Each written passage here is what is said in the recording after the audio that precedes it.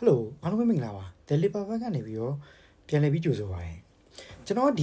ီသတင်းကိုကျွန်တော်ပြောပြချင်နေကြပြီပေါ့နော်ဘာလို့ဆို Rachel Hu ကိုကျွန်တော်နည်းနည်း appreciate လုပ်ချင်လို့ပေါ့ဘာလို့ဆိုတော့ဒီအဖြောင်းရွှေ့ရာသီမှာသူတော်တော်လေး strong ဟိုလုပ်ပြထားတယ်ပေါ့နော်လုပ်ပြတာကျွန်တော်မနေ့ကရာသီမှာဆိုခြေစားတယောက်ကလွယ်ပြီးတော့ကျွန်တော်မခေါ်ဘူးပြီးတော့ကစားသမားတွေကိုလည်းကျွန်တော်စားလုပ်ချုပ်တဲ့အချိန်မှာတော်တော်လေးကျွန်တော်တို့နောက်ဆုံးချိန်ထိကိုRachel Hu ဘာကြီးလုပ်နေရလဲ Rachel Hu ဘာကြီးလုပ်နေတာလဲနော်ခဏပြောနေရတော့တဲ့အထီကိုကျွန်တော်တို့နည်းနည်းသူ့ပေါ်ယုံကြည်မှုမရှိခဲ့ဘူးပေါ့နော်ဒါပေမဲ့သူတို့အတိုင်းဝိုင်းထဲမှာတော့ Rachel Hu ကဒီ3-4လကင်တဲ့အတွင်းမှာတော်တော်လေးတော်တယ်ဆိုပြီးတော့ကျွန်တော်တို့သတင်းတွေမှာတော့တွေ့ရတယ်ပေါ့နော်ဒါပေမဲ့အဲ့ဥစ္စာကိုတော့ကျွန်တော်အခုဒီမှာတော့ဒီအပြောင်းရွှေ့တစ်ခုမှာသူ့တော်တော်လေးကျွန်တော် respect ဖြစ်သွားတယ်အဲ့ဒါတော့ဘာလဲဆိုတော့ကျွန်တော်ဒီလီဗာပူးဆင်ပြောင်းသွားတဲ့ဂျာရကန်ဆာပေါ့နော်ရကန်ဆာဆိုလို့ရှိရင်လီဗာပူးရဲ့ဒါ home ground သမားပြီးတော့ Dylan Tech ဇာသမားပြီးတော့ potential ရှိတဲ့ဇာသမားတယောက်ဗျာတော်တော်လေးမိုက်တယ်ကျွန်တော်တို့အရင်တော့ဂျိုင်းကလောလက်ထက်မှာတော့တော်တော်လေးကောင်းတယ်တော်တော်လေးခြေစွမ်းပြတယ်ဘာဂျီနဲ့ဆိုတဲ့အချိန်မှာလည်းသူတီငင်နေနဲ့ခြေစွမ်းပြနိုင်တယ်ပေါ့နော်ကျွန်တော်တို့ဒီလာမဲ့ကျွန်တော်နောက်ပိုင်းလီဗာပူးရဲ့နောက်ပိုင်းရာသီတွေမှာတော်တော်လေးခြေစွမ်းပြမယ်လို့ကျွန်တော်တို့ယုံကြည်ထားတဲ့ဇာသမားတယောက်ပေါ့ဒါပေမဲ့ဒီမနစ်ကရာသီအာနီစလောလက်ထက်မှာပေါ်ထွက်ခွင့်ရတိုင်းသူ shaky ဖြစ်တယ်ပေါ့နော်သူရဲ့ဒီဘယ်လိုပြောရမလဲကန်တဲ့ချိန်မှာသူ shaky ဖြစ်တယ်အမားတွေများတယ်အဲ့ချိန်မှာဟာနီစလောရဲ့ဒီယုံကြည်မှုကိုသူနည်းနည်းလေးရောကြလာတယ်ပေါ့နော်အဲ့ဒါကြောင့်မို့သူမနစ်ကရာသီမှာပေါ်ထွက်ခွင့်လည်းတော်တော်လေးနေတယ်ပေါ်ထွက်ခွင့်ရတိုင်းလည်းအမားတွေများတယ်ပေါ့နော်အဲ့တော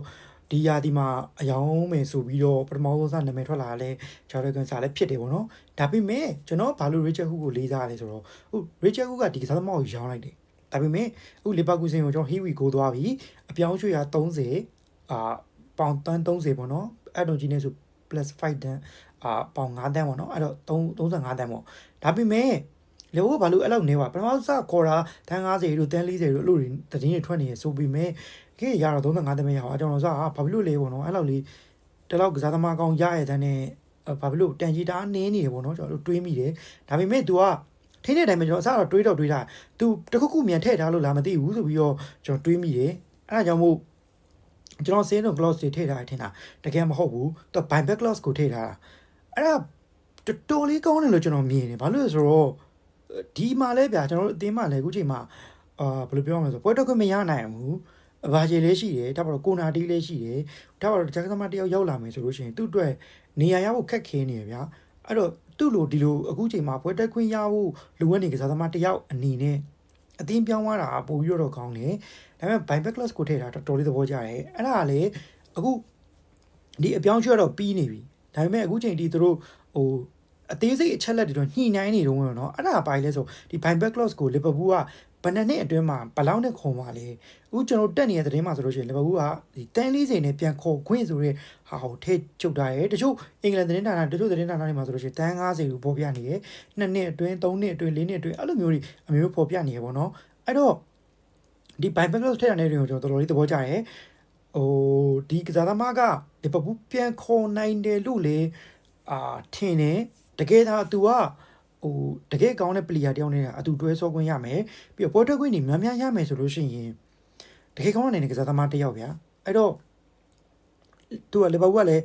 အနာဂတ်အတွက်ကြိုမြင်ပြီးတော့ဒါဘိုင်ဘယ်လိုထည့်ထားတယ်လို့ကျွန်တော်မြင်တယ်ပေါ့နော်ဆေးတုံ gloss တော့မဟုတ်နော်ဆေးတုံ gloss ဆိုတာကျွန်တော်တခြားရောင်းလိုက်တခြားအသင်းကိုရောင်းလိုက်လို့ရှိရင် percentage ပြင်ရတဲ့ပုံစံမျိုးတော့မဟုတ်ဘဲနဲ့သူကပြန်ခေါ်ခွင့်ဆိုတာမျိုးထည့်လိုက်တာဖြစ်တဲ့အတွက်နည်းနည်း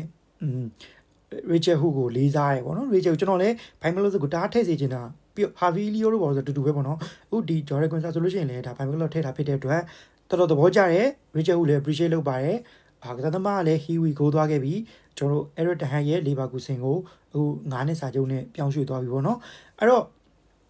အခုချိန်ကတော့ပြောင်းရွှေ့ရနောက်ဆုံးအချိန်တွေတော့ရောက်နေနော်ပြောင်းရွှေ့ဒီအင်ဂျီဟိုကင်မှုပဲကြံတော့တယ်ပေါ့နော်နောက်ဆုံးအချိန်တွေကတော့အဲကြောင့်မို့ဒီကစားသမားလေးလီဗာပူးကိုပြန်ရောက်လာပါစေလီဗာပူးဖန်တယောက်အနေနဲ့လည်းမျှော်လင့်ပါတယ်အကောင်းဆုံးခြေစွမ်းအနေနဲ့ပြန်လာပြီးတော့အကောင်းဆုံးလီဗာပူးကိုပေးဆက်နိုင်ပါစေလို့လည်းဆုတောင်းပါတယ်အားလုံးကျေးဇူးများကြီးတင်ပါတယ်